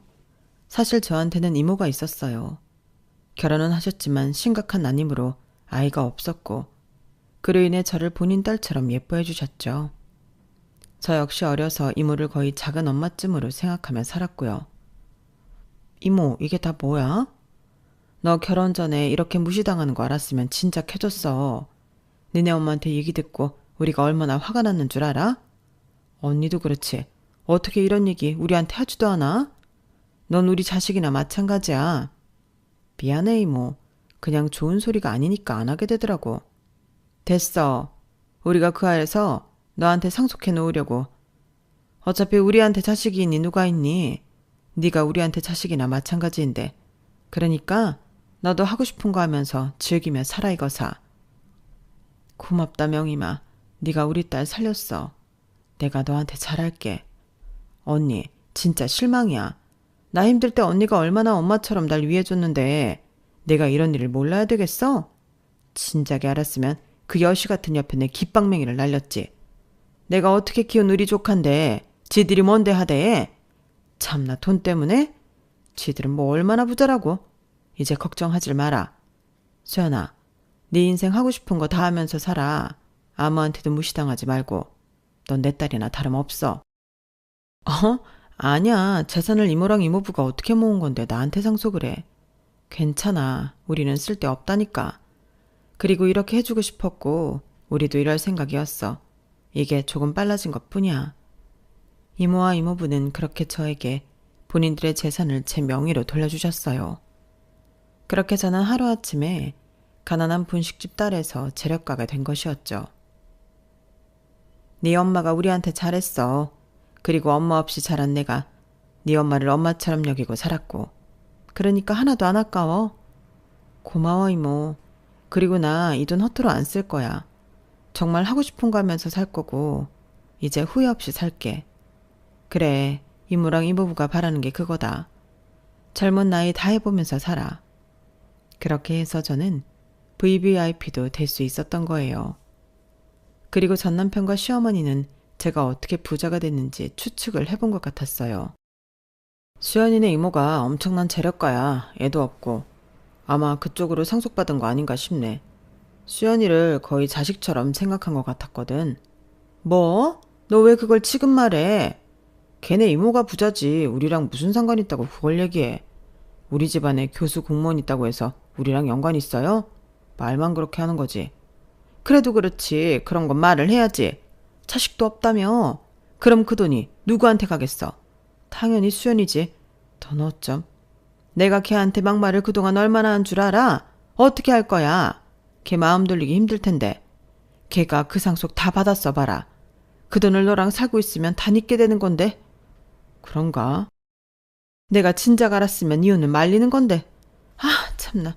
일단 알겠어. 엄마가 알아서 해보마. 그리고 계속해서 시어머니와 남편은 저에게 미친 듯이 연락을 쏟아내기 시작했어요.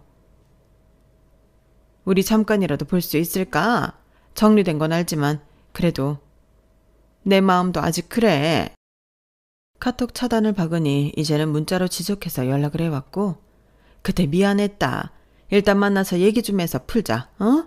너랑 우리랑 급이 맞는다고 생각했으면 내가 너한테 그랬겠니? 그 문자를 보면서도 무표정해지더라고요. 돈이 뭔지 참 우습기도 했고요. 지속적으로 연락을 해오던 전 남편과 시어머니는 결국 제가 마음을 돌리지 않자 포기한 듯 했어요.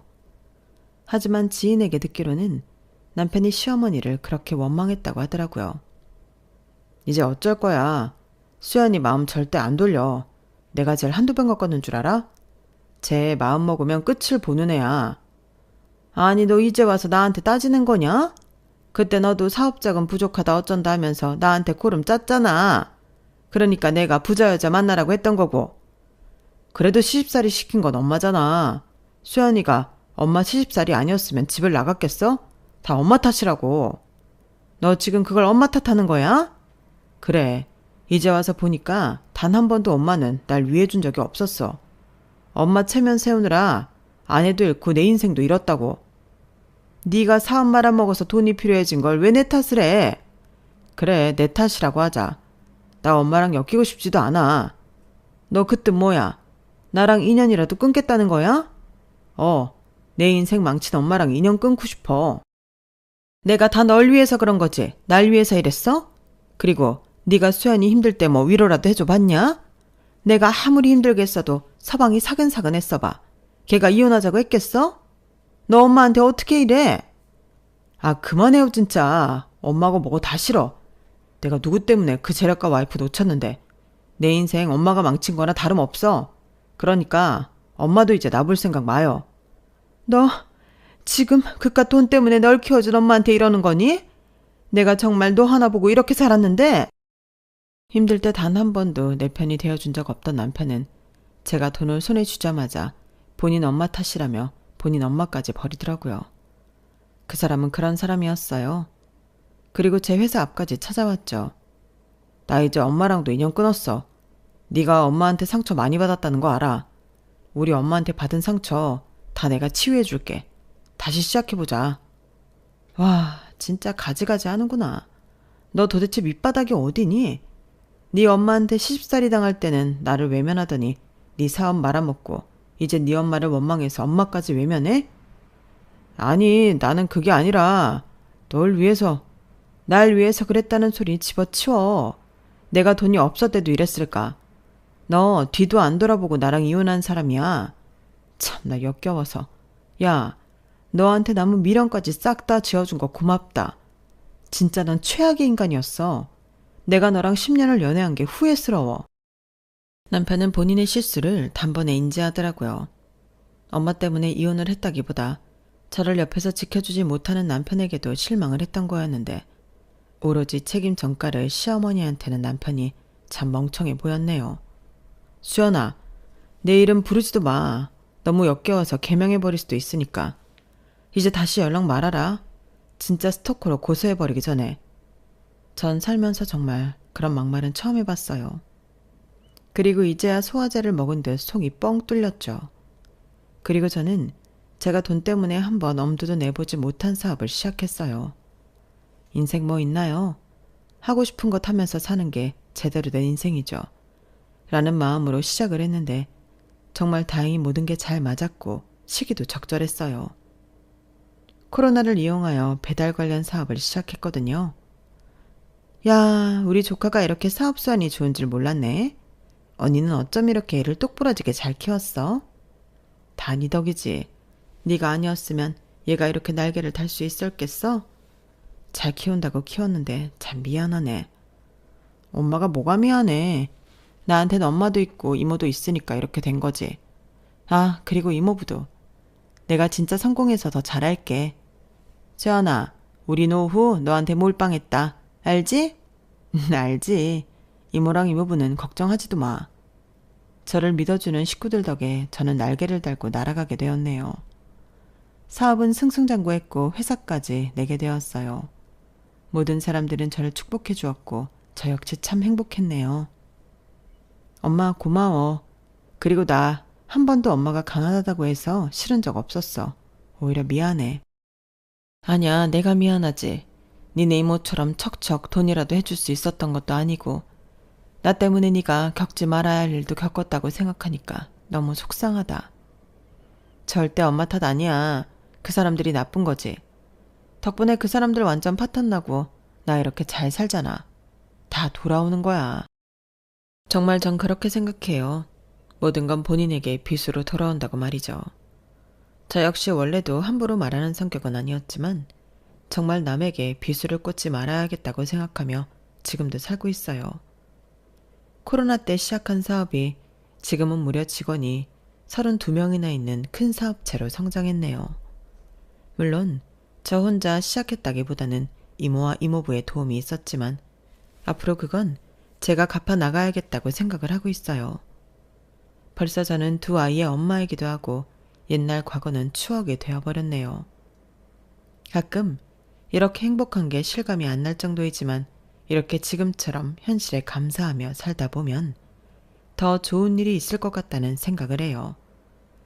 제 글이 누군가에게 꼭 위로가 되었으면 좋겠다는 생각도 들면서 많은 공감을 받으면 좋겠다고 생각이 드네요. 글솜씨 없는 이 긴 글을 들어주셔서 감사드리고 모두 즐겁게 하루를 시작하고 마무리하는 날이 되었으면 좋겠네요. 감사합니다. 여러분, 사연 댓글에 응원과 현명한 조언 부탁드려요. 좋아요와 구독은 저에게 큰 힘이 됩니다. 오늘도 좋은 일 가득하세요.